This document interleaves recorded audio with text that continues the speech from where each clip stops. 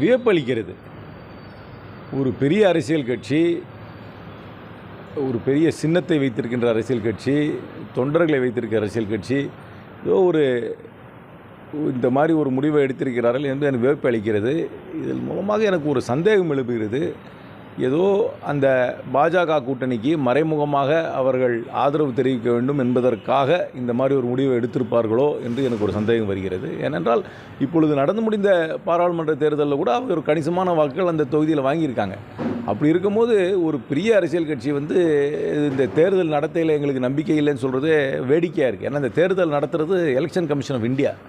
அதனால் இப்போ தான் நடந்து முடிஞ்சது. அந்த தேர்தலில் கலந்துக்கிட்டாங்க, எல்லா தொகுதியிலையும் வேட்பாளரை போட்டாங்க. திடீர்னு இந்த இடைத்தேர்தலில் கலந்துக்க மாட்டேன்னு சொல்கிறது ஒரு வியப்பளிக்கிறது. இது என்னமோ டெல்லியில் அவர்களுக்கு ஏதாவது அழுத்தம் கொடுத்து பாஜக கூட்டணிக்கு மறைமுகமாக வேலை செய்ய வேண்டும் என்பதற்காக இந்த முடிவை எடுத்திருக்கலாம் என்று எனக்கு ஒரு சந்தேகம் வருகிறது. தமிழிசை சவுந்தரராஜன் இல்லைன்னு சொல்லி சொல்கிறாங்க.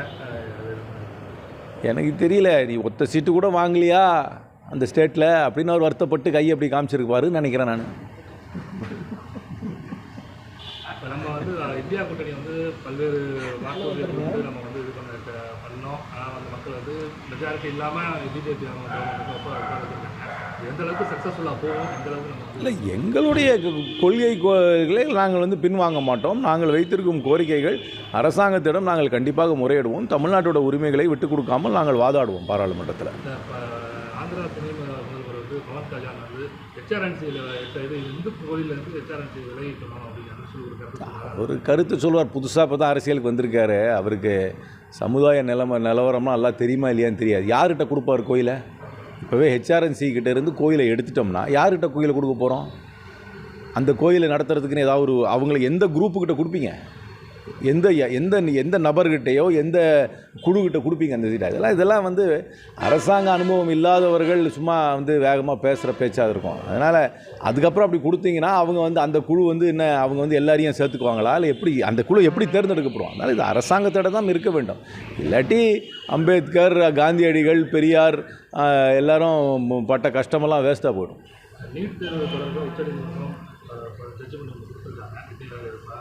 இல்லை, இந்த நீட்டில் ஒரு வெளிப்படைத்தன்மையே கிடையாது. இந்த தேர்வு நடந்த முறையில் நான் கொஞ்சம் டீப்பாகவே இப்போ ஸ்டடி பண்ணியிருக்கேன். அதில் இந்த கிரேஸ் மார்க் கொடுத்துருக்காங்க 1500 ஸ்டூடெண்ட்டுக்கு. என்ன பேசிஸில் கொடுத்தாங்கன்னே கிடையாது. அதுக்கப்புறம் ஒரு கொஸ்டினுக்கு 2 ஆன்சர் கரெக்டாக இருக்கிறதுனால அந்த 2 ஆன்சர் போட்டவங்களுக்கும் மார்க் வர கொடுத்துருக்குறாங்க. ஏன்னா பழைய டெக்ஸ்ட் புக்கில் ஒரு ஆன்சர் இருந்தது, புது டெக்ஸ்ட் புக்கில் ஒரு ஆன்சர் இருக்குதுன்னு சொல்லி. அதுக்கப்புறம் என்னை பொறுத்த வரைக்கும் இந்த நீட்டு நான் சிந்தித்து தான் சொல்கிறேன், இந்த நீட்டு தேவையே கிடையாது. ஃபஸ்ட்டு மாநில உரிமைகளை இது பறிக்கிறது. ரெண்டாவது இவங்க சென்ட்ரல் கவர்மெண்ட்டில் நடத்தி இது ஒரு பெரிய ஸ்கேமாக இருக்குது. இன்னும் நிறைய இடத்துல சொல்கிறாங்க. குஜராத்திலலாம் கேள்வித்தாளில் எந்த ஆன்சரையும் எழுதாமல் அந்த தேர்வுத்தாளை கொடுத்து அங்கே இருக்கிற எக்ஸாமினர்ஸ் அந்த டைம் முடிஞ்சதுக்கப்புறம் கரெக்ட் ஆன்சரை ஃபில் பண்ணிடுறாங்களா? இதில் பெரிய தரோ இன்வெஸ்டிகேஷன் தேவை. அந்த நேஷனல் டெஸ்டிங் ஏஜென்சியோடைய தலைவர் உடனே ராஜினாமா செய்ய வேண்டும். நீட்டை உடனடியாக ரத்து செய்ய வேண்டும். ஏன்னா இந்த மாதிரி இந்த அறகுறையாக ஒரு 1500 பேருக்கு மட்டும் அந்த மார்க்கை குறைச்சிட்டு திருப்பி அவங்க மட்டும் எக்ஸாம் எழுதலாம், இதுக்குள்ளே கவுன்சிலிங் நடக்கிறதுன்றது ஏற்றுக்கொள்ள முடியாது. ஏன்னா உச்சநீதிமன்றத்துக்கு நிறைய பேருக்கு குறை இருந்து அவங்க உச்சநீதிமன்றத்துக்கு போகல. உச்சநீதிமன்றத்துக்கு போகாதவங்களுக்கெல்லாம் இந்த சலுகை வராது. அதனால் இது ஒரு ஃபேர் எக்ஸாமினேஷனாக எனக்கு படலை. இந்த எக்ஸாமினேஷனை உடனடியாக ரத்து செய்ய வேண்டும்.